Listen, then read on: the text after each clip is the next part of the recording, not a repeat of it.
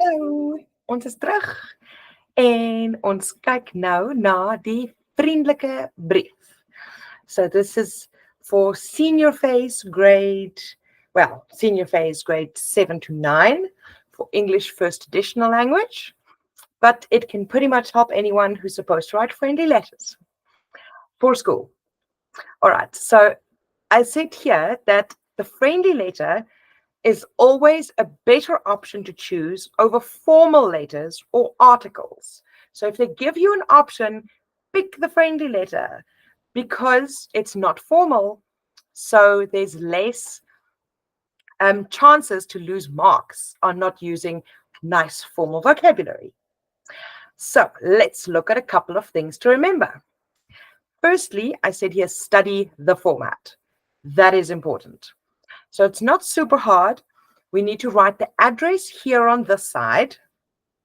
So I've got an example here. So first it's the street name and first the street number and then the name. So we've got 15 Bird Street. And in case you're Afrikaans, soos wat julle almal is waarskynlik wat die video kyk, dis nie straat nie, dis street, want dis Engels. All right, then after that we've got the area. So ek het sommer geskryf Langebaan. Then the postal code. So postal code, you can just make something up. It's like four numbers. And then the date. And also remember, it's English. So write the date in English. So 2 May and then the year as well. Then you leave a line open. And then you've got what they call the salutation. So the hello, dear Jack. But remember, there's no punctuation here at all. Then you've got your letter. And at the end of the letter, you can end it because it's a friendly letter. So you can end it your best friend. Or if it's your grandmother, then you can say your granddaughter or your loving granddaughter. Or you can just say something like kind regards. Or you can just say love. So whichever you prefer. This has to be with a capital letter, but no punctuations, no full stops or commas. And then a line, in the next line, you write your name. And remember, you're writing to your friend or to your grandmother or to your cousin or something. So it's not this big formal thing. And you can be silly. You can say your favorite granddaughter of all time ever. All right. Also, another thing to remember, none of this stuff here counts for the word count. So that is the format that you always need to follow. So go study one of them, write it down a couple of times, and then use the same thing over and over again. Then we get to paragraph 1.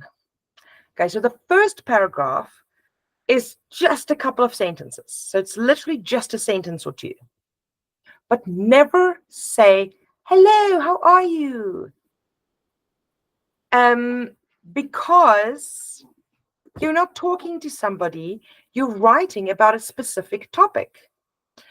So you have to introduce the topic. So I need to look at this and go, oh, that's what this letter is about. And you can practice this introduction before your exam and just change it to suit whatever topic they give you in the exam. So go practice a couple. And then you can just adapt it for whatever you want. So here I wrote one as an example. So this is just the first couple of lines, just that bit. So I said, Dear Jack, Jill told me that your phone was stolen last week. I'm so sorry to hear that. You must be so angry and upset, but it's not the end of the world. So that's what my letter is going to be about. So the instructions you get would say something like, write a letter to your friend telling him that you are sorry or to make him feel better after his phone was stolen. And then you literally start, oh, I heard your phone was stolen. I'm so sorry. You must feel so bad. Don't worry about it. I'll make you feel better. So you literally tell me what this letter is about. Okay, so that was paragraph 1. Then the rest of the paragraphs. So how many paragraphs must you have? Look at your word count. Every grade has a slightly different word count. Then you take that word count and you divide it by 3. So let's say there's 90 words.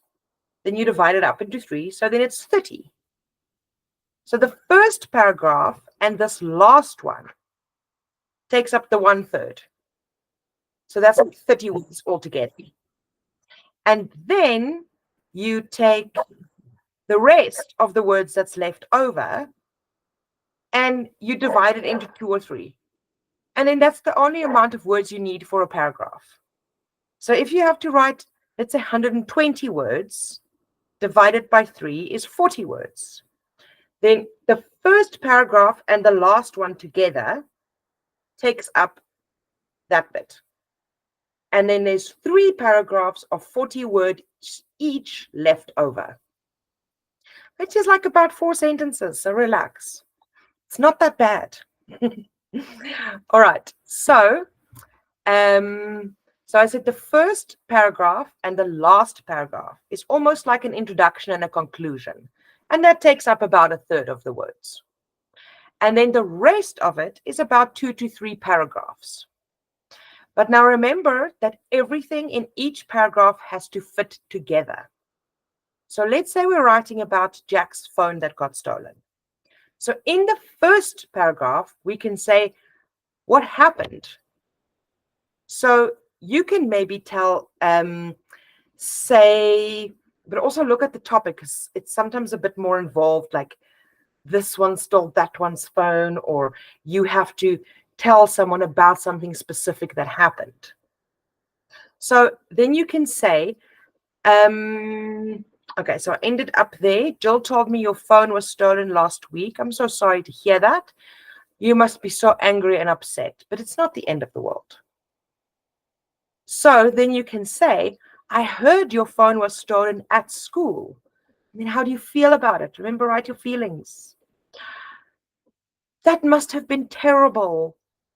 It must be so difficult to not have your phone numbers anymore, to lost all of your contacts and all of your old messages and all those photos you had on your phone.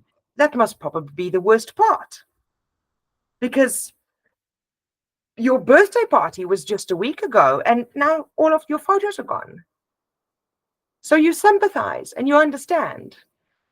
And then in the next paragraph, you can maybe tell them about your phone that was stolen a while ago. Or you can say, you know what? We can change it to this part. It's not the end of the world. And say, you know what? Maybe this isn't so bad. Now you can spend more time studying for your exam. Or you can spend more time with your friends. Or watching your favorite TV shows, or reading a book. Have you thought about that? Maybe. So you can come up with options and suggestions that would make them feel better. You can even say, how about, no, I have a better idea. You know what you can say? I asked all of your friends who was at your birthday party to send the photos that they have to me, and I will give them to you. So something that would make them feel better. And then if you still have words left, you can say something like, it's a pity that your phone got stolen because I wanted to invite you to this and this, to come visit me this weekend or to go to the movies. But unfortunately, now I have to write you a letter, and I hope you receive this letter on time, because it would be great to go to the movies with you. So even I went a little bit out of the topic, but it still has got something to do with the phone that was stolen. So stick to the topic. Don't go completely random. So you don't want to tell Jack about what you did that week unless you can link it to the phone. And then everything in each paragraph must fit together. So if this paragraph is about, I'm really sorry your phone got stolen, I know what you're feeling, then that's all that can be in that paragraph. If the next paragraph is ideas of what you can do now, or ideas of how to get money to buy a new phone, then that's all that may be in that paragraph. So every paragraph has one idea. And then we get to the last paragraph. So I said that's sort of like a conclusion. It's like you wrap everything up. So alles wat jy nou gesê het, dis is letterlik ook net soos die eerste een, 'n sinnetjie of twee. So everything that you've written, you just kind of tie up with a lovely bow. And it's also just a sentence or two.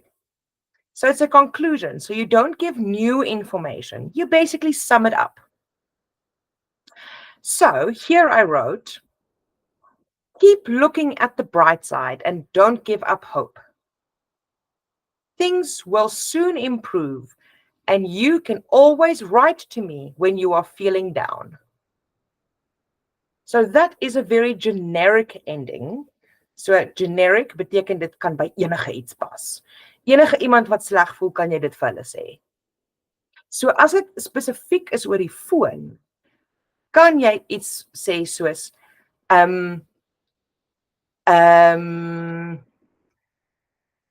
things will improve. So jy kan sê life without a phone isn't so bad. Of I'm sure you will get enough money soon to buy a new phone.